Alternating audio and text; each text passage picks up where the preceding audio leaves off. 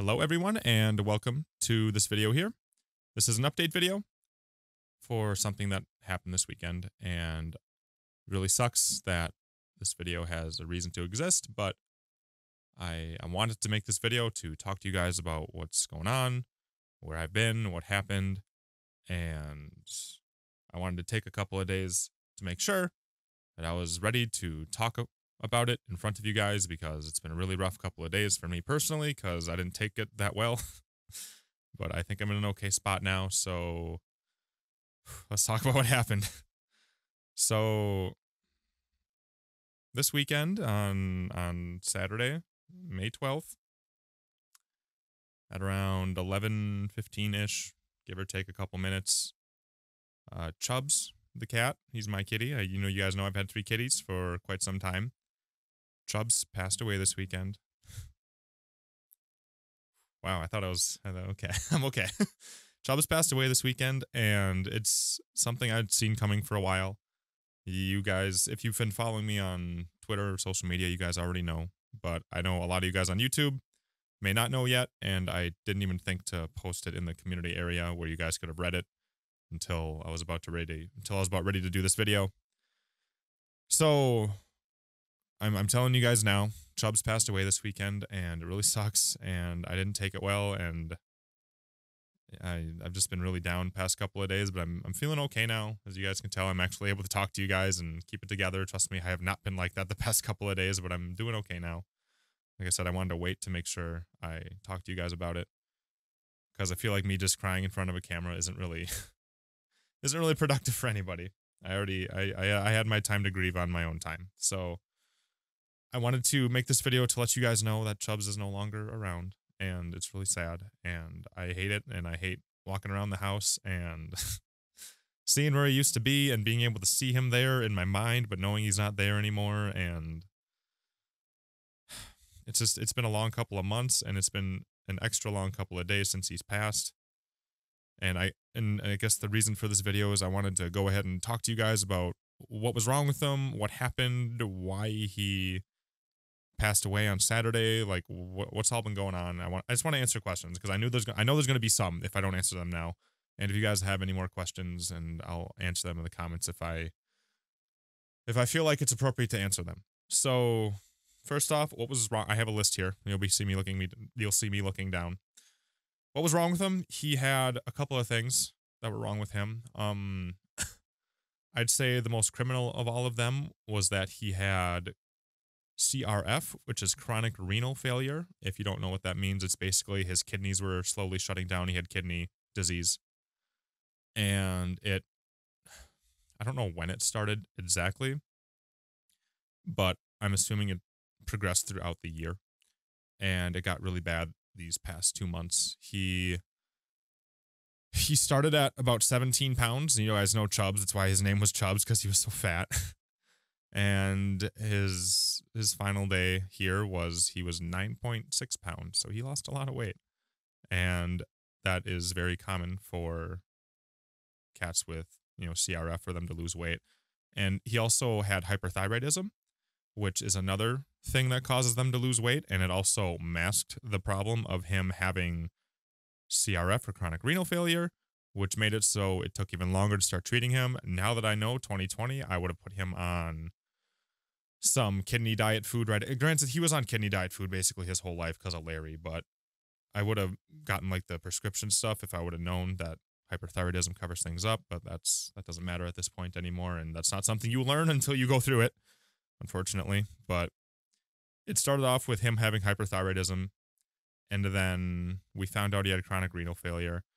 And even though those two are the things that ultimately were causing him to get more sick with time, I think what literally brought him to the point where he wasn't really able to function anymore was the fact that he wasn't eating anymore.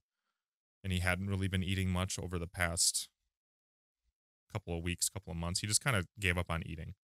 And that's more of a product, I feel, of the kidney failure, because what happens is from what the vet told me, there's uric acid that starts to build up in their stomach, and they just get nauseous all the time, and they don't want to eat anymore. And what you learn really quickly when you have a cat, especially a sick cat with kidney failure, is that they're really okay with just starving themselves.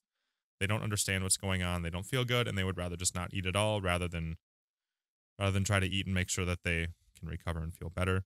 I'll talk about all the things I did to try to make him eat or get him to eat, I should say, and try to get him to feel better because I did a lot. I didn't just sit there and watch my cat waste away. Trust me, I did a lot. I have a question on here. How did he die? He died because we brought him in. He was already too weak on Saturday. He couldn't walk anymore. He couldn't really lift up his head anymore. You guys know, like the elevator butt thing on a cat. I mean, that had gone away for a couple of days at that point. I couldn't even scratch his chin to like make him bring his head up anymore. He was just so weak. Like he could muster the strength to get up and walk for a couple feet, and then he would just have to lay back down right away. So he wasn't himself anymore as well. Like he would look around and you could tell he was delirious at that point because his body had gotten so weak. When I brought him into the vet, like I said, he weighed 9.6 pounds. And I brought him to the vet like 3 weeks earlier, and he weighed like 12 pounds. So he was losing weight very quickly at that point. And his temperature was 93 degrees, which sounds low if you're human. It sounds even more low if you're a cat. And that's because his body was shutting down. He was already on his way. So it's not like we, brought him in too early. He was already done.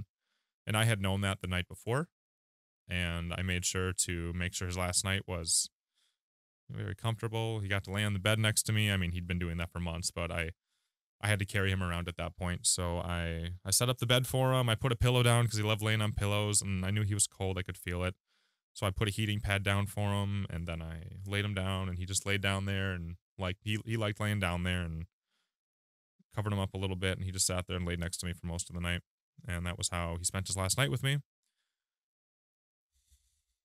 And then we slept, and then I woke up in the morning, and you could tell it was time. So brought him into the vet, and the vet said, you can try to aggressively treat him, but he's not really going to get any better. And that it makes the most sense to just go ahead and, let him pass.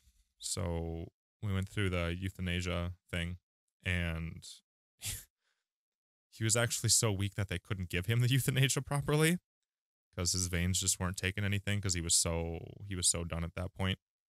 So that was a trip and a half. But eventually they got the whole procedure to work. I made sure that he was already I paid to make sure that he had anesthetic in him, so he was already sleeping when everything happened.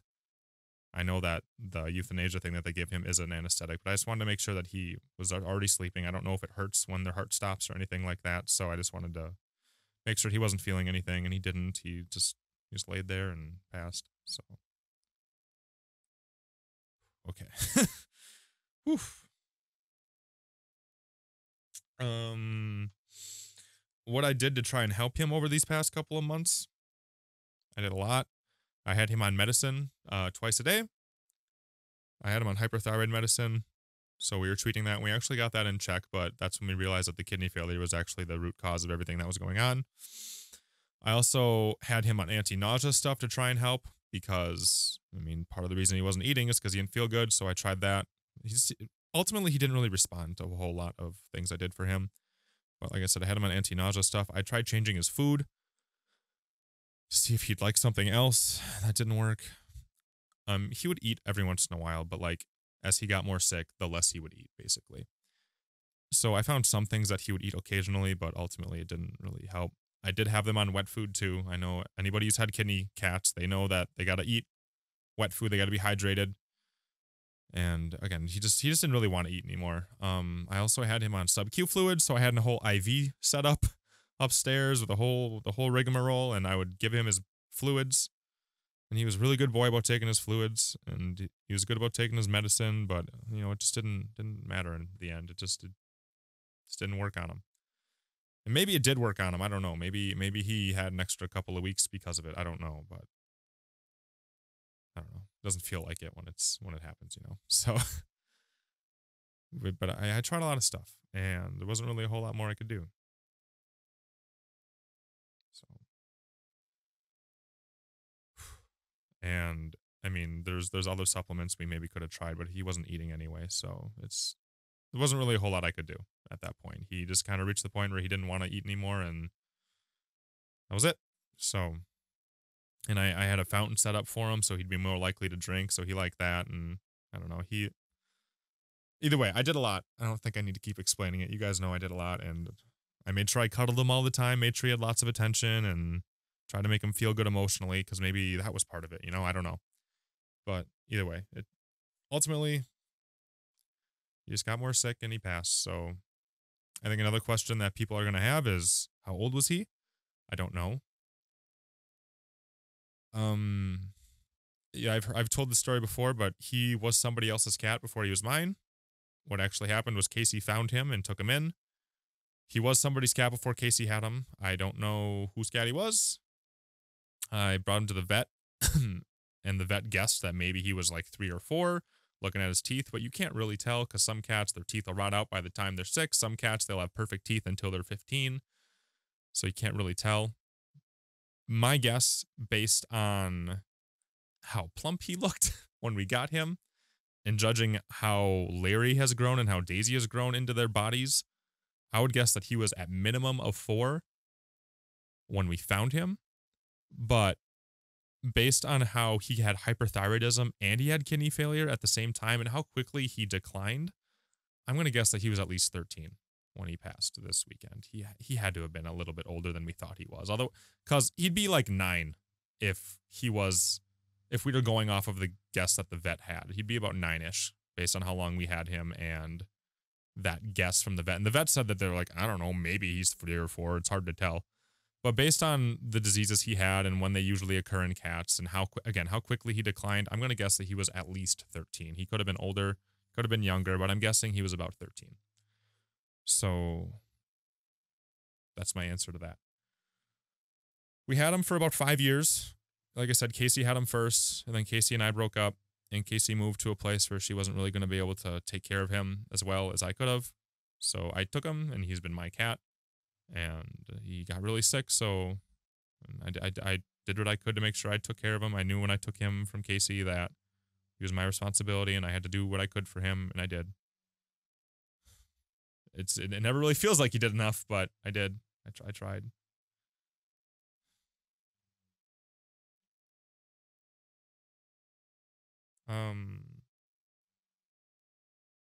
I'm doing okay. I'm holding it together okay here. Abby's with me here right now, and she's doing okay. I told Casey what happened, and I think she's doing okay. It hurts for her too, even though she hasn't really seen him for a couple of years, because again, we broke up a couple of years ago, and we haven't really talked. But I told her a couple of weeks ago that Chubby wasn't doing well, and she wanted to stay updated, and I told her what happened, and so I think she's doing okay.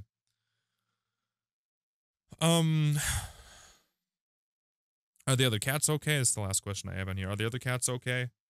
They're fine. Chubby was kind of a loner when it came to other cats. He was a human cat. He wasn't a he wasn't a cat's cat.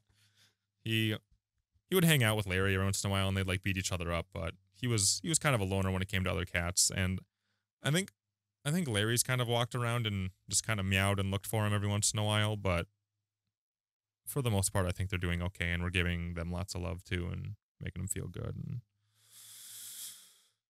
other things, I guess, to talk about is I tried to make him feel as comfortable and give him what he wanted as time went on. And I let him go outside and enjoy the weather and lay down in the grass and all that on this last couple of days. Didn't let him eat grass a few days before that. Now I feel bad for it, but maybe I should have. I don't know. But on his last few days, I definitely let him outside and just kind of enjoy that, because he definitely liked going outside.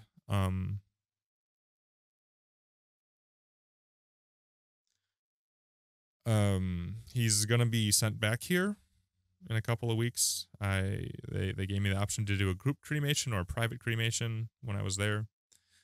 I think group cremation would have been really insulting to him, especially since he didn't even like other cats anyway.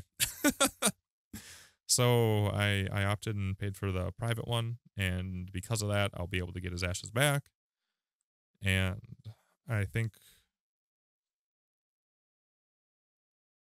what Casey and I are going to do is we're going to meet up around where she initially found him. Because again, he was her cat. Like Casey and I were dating at the time, and she found Chubs, and she told me about it, and then they brought him in, and so I've been around with Chubs the whole time, but she's the one who found him. So Casey and I are gonna go, and I think what we're gonna do is just kind of what we have planned right now. Is we're going to go to where we found him.